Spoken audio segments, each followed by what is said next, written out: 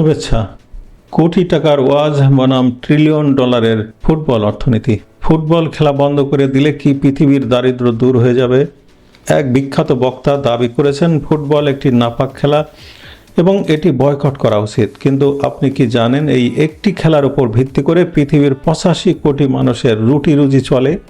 আজ আমরা জানব ধর্ম আর বাস্তবতার এক চরম সংঘাত এবং ফুটবল অর্থনীতির আসল সত্য। বিশিষ্ট মোল্লা আহমদুল্লাহ, এই মোল্লারা মানুষের মনের চোখে বেহেশতের মোলা ঝুলিয়ে দেয়। এই মোল্লা বলেছেন পৃথিবীতে কোটি কোটি মানুষ ক্ষুধার্ত, অথচ একটি নাপাক খেলা উদযাপন করতে মানুষ বিলিয়ন বিলিয়ন ডলার খরচ করে। এদের কারণেই পৃথিবীতে এত দারিদ্র। তার মানে মুসলমানদের এই খেলা বয়কট করা উচিত। মুসলিমদের জন্য 3টি খেলা, ঘোড়দৌড়, তীর ছোড়া আর স্ত্রীর সাথে খেলাধুলা। মুমিনগণ মোল্লার সাথে একমত হবেন হয়তো, আর অনেক মানুষই একমত হবেন না। কেন হবেন না? কারণ পৃথিবীর সব কিছু ধর্মের অন্ধচোখে বিচার করা চলে না। তারা যুক্তি ও বাস্তবতা দিয়ে যাচাই ও বিচার করেন। যখন পৃথিবীতে কোটি কোটি মানুষ ক্ষুধার্ত, তখন এই মোল্লারা মোলা ঝুলাতে দিনে 5 জায়গায় 30 থেকে 1 ঘন্টার বয়ান করে 5 লাখ, 10 লাখ, এমনকি 15 লাখ পর্যন্ত সম্মানে নিয়ে চলে যান। 3 থেকে 4 লাখ টাকার হেলিকপ্টার ভাড়া করে। এদের কি করা উচিত? যখন পৃথিবীতে কোটি কোটি মানুষ ক্ষুধার্ত, তখন এত এত ফাউন্ডেশন, ট্রাস্ট, সংগঠন গড়ে তুলে জনগণের কাছ থেকে কোটি কোটি টাকা সংগ্রহ করা হয় কেন? যখন পৃথিবীতে কোটি কোটি মানুষ ক্ষুধার্ত, তখন বিলাসবহুল গাড়ি, ব্যবসায়িক শ্রেণীতে ভ্রমণ, হেলিকপ্টারে করে ধর্ম প্রচার, এসব কি বন্ধ হওয়া উচিত নয়? যদি যুক্তি হয় মানুষ ক্ষুধার্ত তাই খেলাধুলা বন্ধ করতে হবে, তাহলে একই যুক্তি সবার জন্য প্রযোজ্য হওয়া উচিত। গ্লোবাল টেররিজম ইনডেক্স এবং বিভিন্ন আন্তর্জাতিক সহায়তা সংস্থার মতে বর্তমান পৃথিবীতে প্রায় 60 থেকে 70টির বেশি প্রধান সক্রিয় আন্তর্জাতিক জঙ্গি সংগঠন রয়েছে। এর বাইরে বিভিন্ন আঞ্চলিক বিচ্ছিন্নতাবাদী ও অভ্যন্তরীণ ছোট বড় দলের সংখ্যা যোগ করলে এই সংখ্যা কয়েকশো ছাড়িয়ে যাবে। এই সংগঠনগুলোর 90%ই ইসলামপন্থী, জিহাদপন্থী। এই সংগঠনগুলোর সক্রিয় জঙ্গির সংখ্যা 4 লক্ষাধিক। এখন প্রশ্ন হচ্ছে, এরা অর্থনীতিতে কি অবদান রাখে? এরা অস্ত্র কেনা এবং সংগঠনের এত সংখ্যক সামরিক প্রশিক্ষিত সদস্যের পরিচালনার খরচ কোথা থেকে আসে? এরা পশ্চিমা সাম্রাজ্যবাদী শক্তির দ্বারা নিয়ন্ত্রিত হয়। এরা দেশ বিরোধী, এরা সভ্যতা বিরোধী। এবার আসি ফুটবলের কথায়। একটি বল, 85 কোটি মানুষ আর ট্রিলিয়ন ডলারের রুটি রুজি। আমরা অনেকেই ভাবি ফুটবল মানেই 90 মিনিটের খেলা, কিন্তু বাস্তবতা হলেও ফুটবল আজ বিশ্বের অন্যতম বৃহৎ অর্থনৈতিক ব্যবস্থা।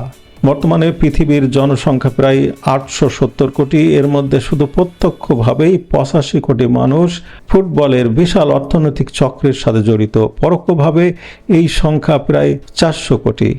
অর্থাৎ পৃথিবীর প্রতি 10 জন মানুষের মধ্যে একজন কোন না কোনোভাবে ফুটবল অর্থনীতির অংশ।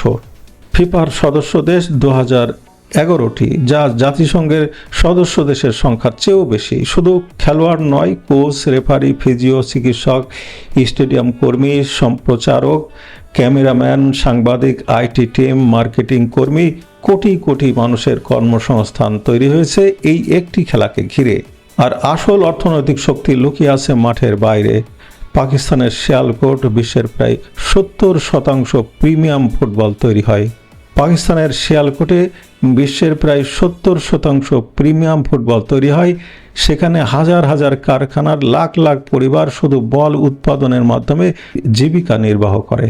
চীন, ভিয়েতনাম, থাইল্যান্ড এবং বাংলাদেশের অসংখ্য গার্মেন্টস কারখানা নাইকি, এডিডাস, পুমা এবং অন্যান্য আন্তর্জাতিক ব্র্যান্ডের স্পোর্টস ওয়্যার তৈরি করে থাকে।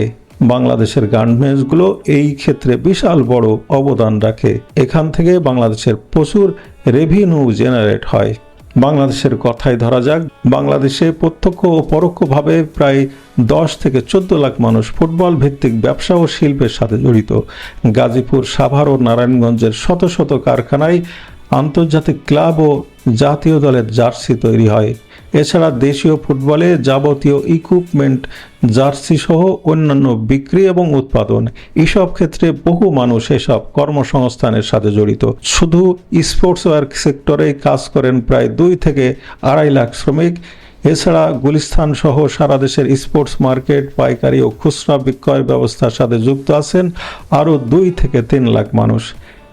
এখন একবার কল্পনা করুন, আজ যদি ফুটবল পুরো পৃথিবী থেকে বন্ধ হয়ে যায় তাহলে কি হবে?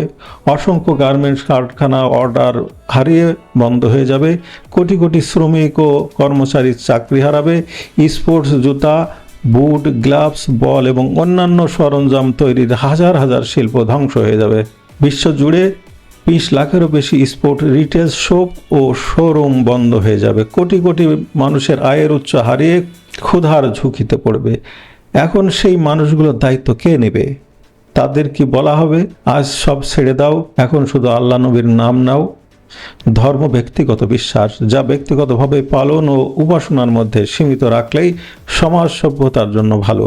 ফুটবল আজ শুধু একটি খেলা নয়, ফুটবল মানে 85 কোটি মানুষের কর্মসংস্থান। ফুটবল মানে লাখো কারখানা ও ব্যবসা প্রতিষ্ঠানের অস্তিত্ব। ফুটবল মানে ট্রিলিয়ন ডলারের অর্থনীতি, আর ফুটবল মানে কোটি কোটি পরিবারের রুটি রুজি। তাই কোনো বিষয় নিয়ে কথা বলার আগে তার সামাজিক ও অর্থনৈতিক বাস্তবতাও বিবেচনা করা উচিত।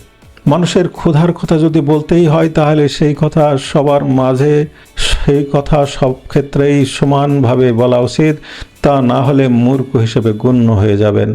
ধর্ম মানুষের ব্যক্তিগত বিশ্বাস এবং এটি উপাসনার মধ্যেই সীমাবদ্ধ থাকা সমাজ ও সভ্যতার জন্য কল্যাণকর।